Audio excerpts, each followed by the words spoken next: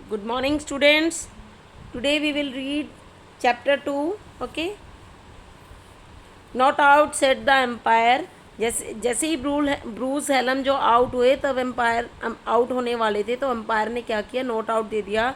The third ball, जो उनकी third ball आई, took the edge of the Uncle Ken bat.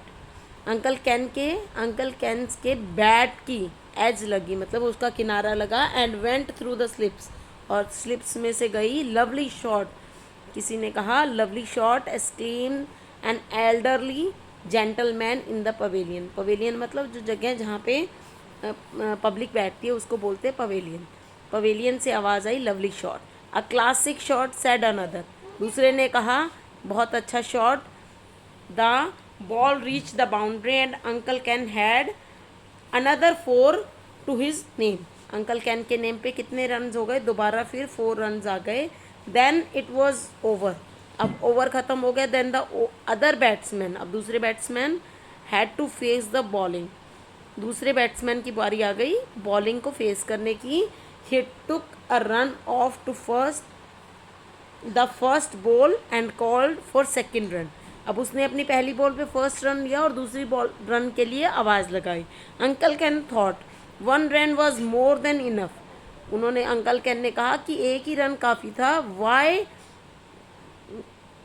Go running up and down the wicket like a madman. और ये क्यों madman, पागलों की तरह विकेट दूसरे रन की तरफ दौड़ रहा है. However when the batsman started running, जैसे ही बैट्समैन ने स्टार्टेड रन भागना शुरू किया, he couldn't refuse to run. अंकल कैन जो है वो भी मना नहीं कर पाए. And he was half way down the pitch, अब वो आधी पिच तक पहुंचा था. When the fielder hit the wicket, fielder ने क्या किया, विकेट को हिट किया बॉल के साथ. Uncle Ken was run out, और अंकल कैन क्या हो गए, रन आउट हो गए. There could be a no doubt about it was this time, इसके बारे में कोई डाउट नहीं था क्योंकि बिल्कुल क्लियर रन आउट आया था. ही रिटर्न टू पवेलियन, वो पवेलियन अपनी जगह पर वापस आने लगे. टू सिंपैथिक अप्लोज, सिंपैथिक मतलब एक सिंपैथी उनकी तरफ, जैसे दया की भावना के साथ. अप्लोज, तालियों की आवाज़ गनगड़ाहट के साथ. ऑफ द क्राउड, उनकी तरफ क्या था, सिंपैथी थी लोगों को.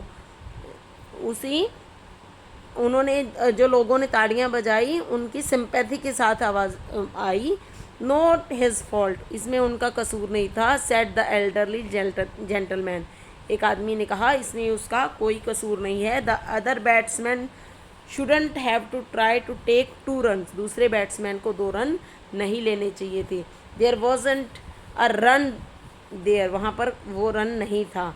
Uncle Ken enjoyed a hearty tiffin, tiffin मतलब उन्होंने अपना खाना खाया दोपहर का. And then feeling that he had done enough running around the sun in the sun, उनको लगा कि उन्होंने बहुत धूप में वो कर ली, बहुत भाग लिए. ही लेफ्ट द स्टेडियम, वो स्टेडियम छोड़कर चले गए. एंड टुक अ टोंगा, और क्या किया, उन्होंने अपना टांगा लिया. To aunt Emily house in the cantonment, cantonment मतलब वहाँ पे आर्मी का एक एरिया, उस एरिया में वो चले गए. He was just in time for the second lunch, he was just in time for the second lunch, वो सेकेंड लंच के बिल्कुल टाइम में था. Taken at 1 o'clock, okay, with Aunt Emily family. And it was presumed at the stadium that Bruce Hallam had left early to catch the train to Allahabad. और वहाँ पे stadium में क्या बात फैल गई कि ब्रूस हेलम जो है वो जल्दी इसलिए चले गए क्योंकि उनको इलाहाबाद के लिए जाना था. Where he was expected to play another cricket charity match, जहाँ पे उन्होंने दूसरा चैरिटी मैच खेलना था. Aunt Emily, a forceful woman, fed Uncle Ken for a week and then put him to work looking after the small boys of her school.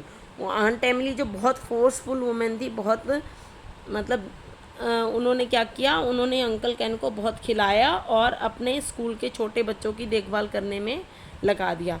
It was several months before he was able to save up enough money to buy a ticket and return to granny place.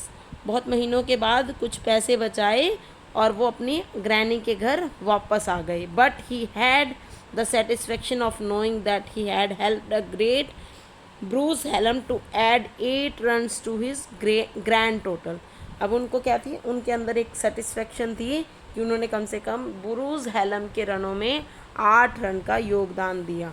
The score book of the Gomti cricket association has recorded this feet for all time. अब उन्होंने यह जो run थे उन्होंने हमेशा के लिए record कर लिए थे. ब्रूस हेलम रन आउट 8, ये उनके वहाँ पे रिकॉर्ड हो चुका था.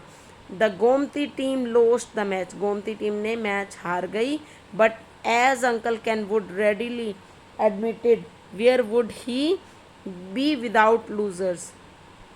कि वहाँ पे वो कैसा होता कि मतलब पहले ही हार मानने से अच्छा है कि किसी काम को करने में कोशिश करनी चाहिए.